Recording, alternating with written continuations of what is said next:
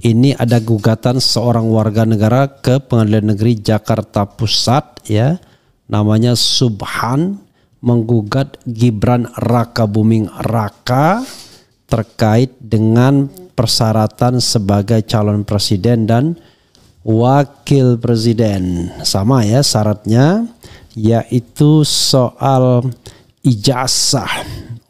Sama seperti bapaknya ya. Ini berita dari Warta Kota, tribunnews.com.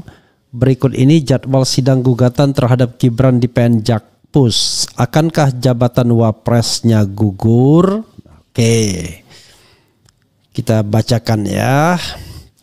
Wartakotalive.com Jakarta, Pengadilan Negeri Jakarta Pusat PN Jakpus telah merilis jadwal sidang dengan tergugat Wakil Presiden Gibran Rakabuming Raka dan Komisi Pemilihan Umum dalam kurung KPU. Gibran dan KPU sebelumnya digugat oleh seseorang bernama Subhan Palal. Gugatan tersebut terkait dugaan ketidaksesuaian syarat pendidikan Gibran saat mendaftar sebagai calon wakil presiden pada Pilpres 2024. Penggugat juga meminta agar status Gibran sebagai wakil presiden dinyatakan tidak sah. Berdasarkan informasi yang dilihat dari website PN Jakarta Pusat, gugatan itu diajukan pada Kamis 28 Agustus 2025. Adapun perkara tersebut akan disidangkan pada Senin 8 September 2025 pukul 09.00. Besok ya. Ahli Hukum Tata Negara Universitas 11 Maret UNS Surakarta Agus Riwanto menegaskan gugatan perbuatan melawan hukum terhadap Gibran tidak akan berpengaruh pada jabatannya saat ini sebagai wakil presiden. Menurutnya berdasarkan pasal 24C ayat 1 UUD 45 dan pasal 473 Undang-Undang Pemilu, sengketa hasil pemilu presiden hanya bisa dibatalkan oleh Mahkamah Konstitusi dalam kurung MK. Putusan PN dalam perkara PMH ini tidak memiliki kewenangan untuk membatalkan pencalonan maupun hasil pemilu, kata Agus dikutip dari kompas.com Kamis. Agus menambahkan, setelah KPU menetapkan hasil pemilu dan tidak ada lagi proses di MK yang membatalkan, maka pasangan calon terpilih bersifat final dan mengikat. Dengan demikian, sekalipun PN menerima gugatan PMH tersebut, hal itu tidak akan berimplikasi langsung pada status Gibran sebagai cawapres terpilih pemilu 2024 jelasnya. Langsung ya, isi gugatan. Subhan menggugat Gibran secara perdata sebesar 125 triliun lewat Pengadilan Negeri PN Jakarta Pusat. Gugatan perdata merupakan tindakan hukum yang dilakukan oleh seseorang atau badan hukum ke pengadilan. Berbeda dengan perkara pidana yang fokus pada pelanggaran terhadap negara atau umum, gugatan perdata biasanya berkaitan dengan individu, perusahaan atau organisasi yang melawan hukum. Dalam gebrakannya, Subhan tak hanya gugat Gibran tapi juga Komisi Pemilihan Umum. Nanti analisis saya yang saya kasih ya. Dalam petitum gugatan tersebut, Subhan Palal meminta majelis hakim bertindak tegas pada Gibran dan KPU karena telah melakukan perbuatan melawan hukum. Ia juga meminta agar pengadilan menyatakan Gibran tidak sah menjabat sebagai wakil presiden periode 2024-2029. Menyatakan tergugat satu Gibran tidak sah menjabat sebagai wakil presiden periode 2024-2029, kata juru bicara PN Jakpus Sunoto dikutip dari tribunnews.com. Selain itu, Subhan Palal turut menuntut agar Gibran dan KPU secara tanggung renteng membayar ganti rugi material dan imaterial sebesar 125,01 triliun kepada dirinya dan seluruh warga negara Indonesia WNI. Lalu siapakah sosok Subhan Palal? Subhan Palal berprofesi sebagai pengacara alias advokat. Ia juga memiliki firma hukum sendiri yaitu Subhan Palal dan Rekan yang beralamat di Kelurahan Duri Kepah, Kecamatan Kebonjeruk, Jakarta Pusat. Oh, dekat berarti. Dalam sebuah situs blog, Subhan menulis firma hukumnya akan melayani jasa hukum dengan sepenuh hati, familiar dan friendly dengan tetap mengutamakan profesionalisme bidang jasa hukum. Jualan juga dia ya. Selain itu, firma hukum Subhan Palal dan Rekan didukung oleh sekumpulan orang yang memiliki kapasitas di bidang hukum. Dari penelusuran tribunnews.com, Subhan Palal memiliki nama dan gelar lengkap yaitu Haji Muhammad Subhan Palal SHMH. Subhan Palal juga diketahui merupakan lulusan Fakultas Hukum Universitas Indonesia UI tahun 2018. Oke, baru 2018. Baru juga ya. Ia memajang foto wisudanya melalui akun Instagram Subhan Falal yang diikuti oleh lebih dari 1.400 follower. Bahkan beberapa waktu yang lalu Subhan Falal memposting foto bersamanya dengan mahasiswa UI lainnya yang kompak memakai jaket alma mater kuning. Dalam captionnya ia seolah menyindir sosok yang ijazahnya palsu. Berani nggak yang punya ijazah palsu, tulis Subhan Falal. Kok mukanya udah kayak tua ya, baru lulus tahun 2018, berarti baru 7 tahun jadi sarjana hukum. Dalam sebuah video, Subhan Falal pernah meminta KPU untuk tidak terburu-buru menetapkan pasangan calon presiden dan calon wakil presiden terpilih meski Mahkamah Konstitusi telah memutuskannya. Pada Februari 2025 lalu, Subhan Falal juga mengajukan permohonan pengujian material Undang-Undang Nomor 12 Tahun 2006 tentang Kewarganegaraan Republik Indonesia Pasal 2. Dikutip dari akun Facebook milik MK, Subhan menguji frasa orang-orang bangsa lain yang disahkan dengan undang-undang. Menurutnya dalam pengisian jabatan baik di tingkat eksekutif seperti presiden, wakil presiden, menteri, gubernur, bupati, wali kota maupun di legislatif seperti MPR, DPR, DPD dan DPRD serta di lembaga negara seperti BPK dan ASN, persyaratan utama adalah kewarganegaraan Indonesia.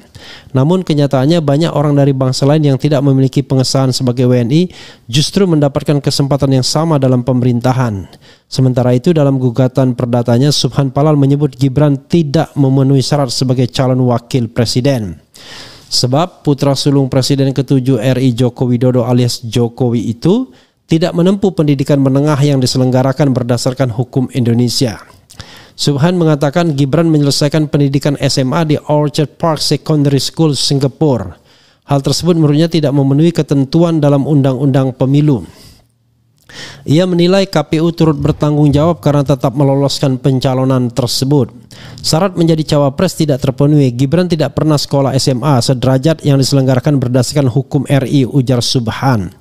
Gugatan ini diajukan sebagai bentuk keberatan hukum dan permintaan agar jabatan wapres dibatalkan melalui jalur perdata. Subhan menyatakan seluruh kerugian yang ditimbulkan harus dikembalikan kepada negara. Oleh karena itu, selain ganti rugi, Subhan meminta pengadilan menghukum Gibran dan KPU untuk membayar uang paksa (duangsem) sebesar 100 juta per hari jika lalai melaksanakan putusan pengadilan. Ia meminta agar para tergugat menanggung seluruh biaya perkara yang timbul.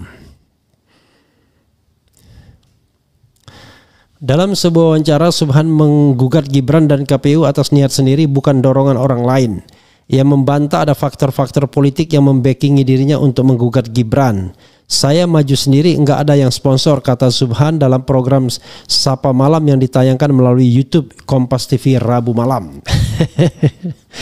Ia mengatakan gugatannya ini berangkat dari dugaan KPU sempat mengalami tekanan ketika Gibran mencalonkan diri. Saya lihat hukum kita dibajak nih kalau begini caranya. Enggak punya ijazah SMA tapi bisa maju pilpres. Ada dugaan KPU kemarin itu terbelenggu relasi kuasa lanjutnya. Subhan Falal pun menegaskan gugatannya adalah murni masalah hukum, view hukum bukan politik.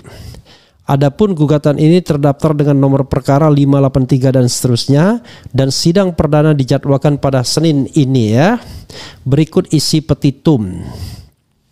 Mengabulkan gugatan dari penggugat untuk seluruhnya, menyatakan tergugat 1 Gibran maksudnya dan tergugat 2 bersama-sama telah melakukan perbuatan melawan hukum dengan segala akibatnya.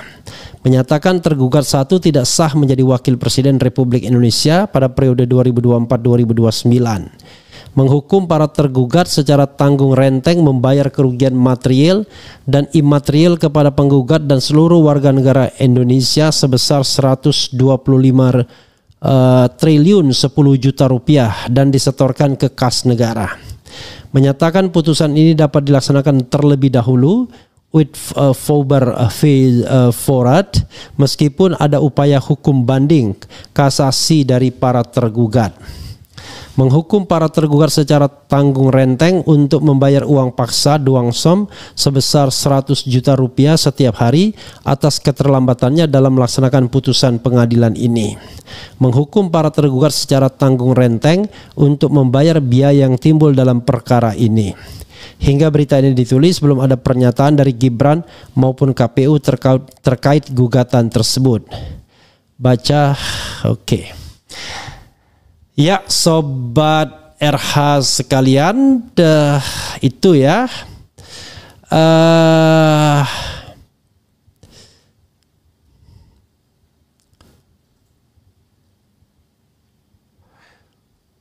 Jadi sobat RH sekalian, coba kita bahas soal yang terkait dengan gugatan ini. Begini sobat RH sekalian, kalau berdasarkan preseden yang ada ya, gugatan ini paling dinyatakan bahwa pengadilan negeri tidak berwenang. Ya, tidak berwenang. Seperti halnya pengadilan putusan sebelumnya, seperti halnya pengadilan negeri Surakarta, seperti halnya pengadilan negeri Sleman. Udah kelihatan tuh. Pengadilan ini tidak cukup kreatif ya, padahal harusnya mereka bisa jauh lebih kreatif untuk membuat sebuah putusan. Itu satu. Jadi kalau saya sebagai hakim, apa yang harus saya lakukan kalau seandainya saya ingin mengetahui dahaga atau keinginan orang, kan begitu? Oke, begini saudara sekalian, ya. Memang betul kata ahli hukum tata negara dari UNS tadi, putusan ini tidak akan berpengaruh pada posisi Gibran secara langsung. Ingat, secara langsung. Artinya tidak mungkin PN Jakarta Pusat membatalkan Gibran sebagai wakil presiden kalau menurut hukum yang ada. Karena setelah Gibran dilantik sebagai presiden dan wakil presiden, kita tidak bicara lagi soal pencalonan atau hasil pemilu. Nah, itu jadi keliru juga ya kalau dikatakan masih mengungkit-ungkit hasil pemilu.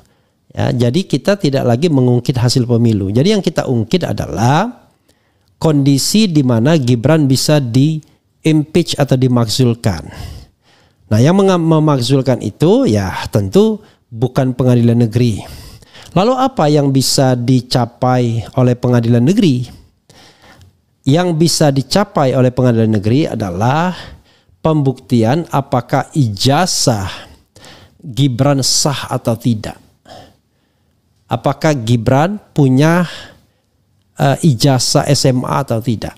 Itu saja sesungguhnya. Tetapi putusan tersebut akan menjadi peluru, akan menjadi bahan bagi DPR untuk menindaklanjuti usulan pemberhentian Gibran sebagai wakil presiden. Itu yang bisa dilakukan.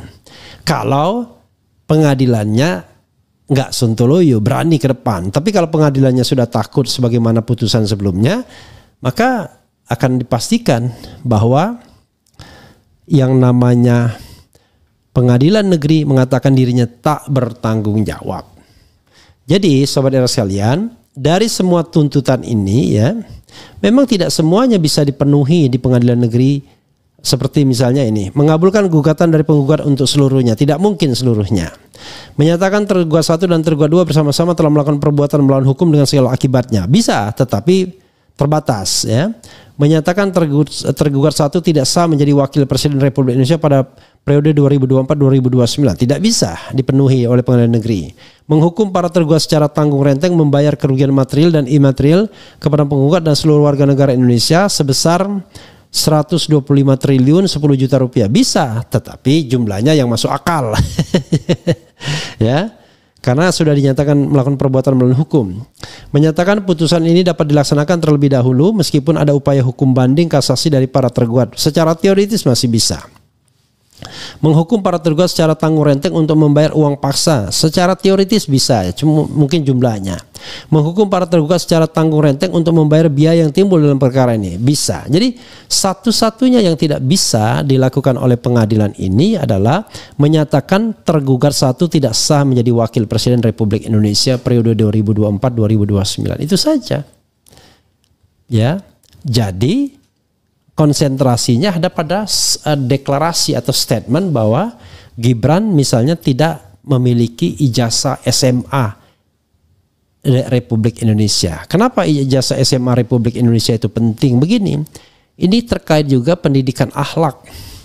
Kan di dalam SMA itu ada pendidikan-pendidikan yang terkait dengan teritorial. Makanya perlu sekali pendidikan dasar yang 9 tahun itu dilaksanakan di sini di Republik Indonesia ini. Apalagi untuk menjadi presiden. Nah, hanya memang ya kita tidak memiliki sebuah preseden ya. Apakah ijazah atau apakah pendidikan SMA tersebut ya itu haruslah SMA di dalam negeri atau seorang presiden atau wakil presiden boleh memiliki ijazah yang setara SMA di luar negeri? Karena beda. Di sana tidak ada PPKN misalnya. Di sana tidak ada yang namanya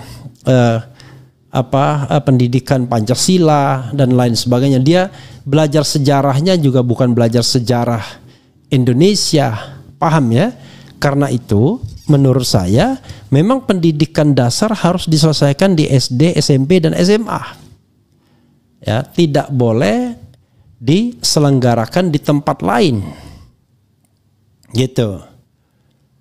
Jadi sobat era sekalian, itu yang harus kita lakukan. Sepertinya saya harus melakukan judicial review nih ke Mahkamah Konstitusi untuk mengatakan bahwa SD, SMP, SMA mestilah harus di Indonesia. Walaupun putusan itu tidak berlaku surut, tetapi putusan itu menegaskan terhadap proses impeachment Gibran Rakabuming Raka. Jadi dia tidak dibatalkan sebagai wakil presiden, tetap tercatat sebagai wakil presiden, tetapi itu bisa menjadi peluru impeachment. Begitu sobat RH sekalian ya, logika berpikirnya ya.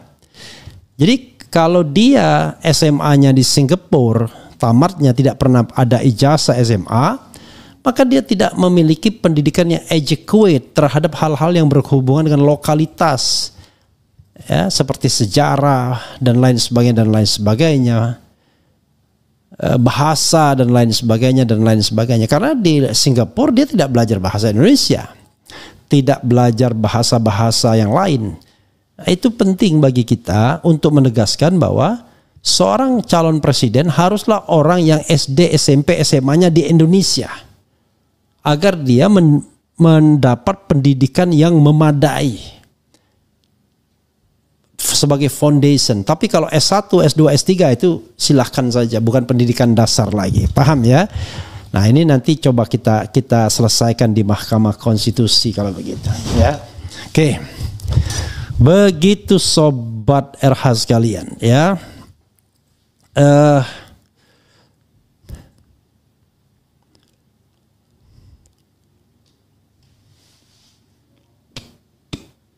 Jadi coba kita bacakan komentar sobat era sekalian. Mudah-mudahan poin saya paham ya, dipahami poin saya bahwa yang paling penting itu pendidikan dasarnya SD, SMP, SMA di Indonesia, bukan di negara lain. Tapi kan putusan itu berlaku ke depan, iya, tetapi dia bisa menjadi bahan untuk melakukan impeachment ya bersama bahan-bahan lainnya ya. Seperti yang disampaikan oleh Roy Suryo dan kawan-kawan soal macam-macam ya. Begitu sobat RH sekalian. Mudah-mudahan apa yang saya sampaikan bisa dipahami ya. Oke. Coba kita sedikit bacakan komentar sobat RH sekalian ya. Keren cadas, maksulkan Gibran. Semoga sehat selalu Bang Repi.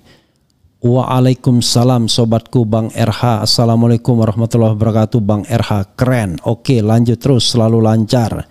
Anak bapak sama aja. Assalamualaikum Bang Rafli. Sehat selalu bersama orang-orang yang Anda sayangi. Waalaikumsalam ya. Bukan Refli ya, REFLY. Anak bapak sama saja Bang RH. Ciganjur hadir, gugurkan Wapres. Yang saya baca UTS Insert itu lembaga kursus bukan SMA, mirip seperti saya dulu di ICTA University of Queensland ambil Bridging Education Program. Ya, kalau di UTS itu ya awalnya kan mau dikesankan sebagai S2 lulusan dari Sydney, tapi ternyata tidak. Itu hanyalah kursus saja. Ya, kalau di Indonesia mungkin Primagama barangkali ya. Walaupun Primagama tidak embedded ke Gajah Madanya. Tetapi yang dia pakai adalah ijazah persamaan. Nggak ngerti ya ijazah persamaannya di mana. Termasuk juga ijazah Bradford yang kemudian diakui sebagai S1 juga nggak jelas gitu ya. Coba kita lihat nanti ya, apakah kemudian perlu yang namanya prinsip disclosure ya. Jadi jangan tiba-tiba ngadu ke polisi telah memfitnah. Allahu Akbar kabira walhamdulillah katsira ya.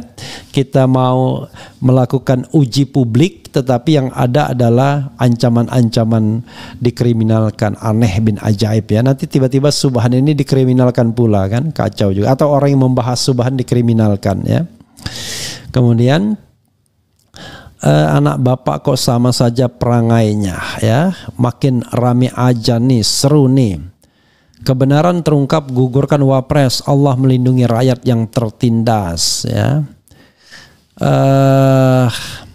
Samsul bocil Gibran ilegal Wapres dan lain sebagainya. Silakan dibaca ya.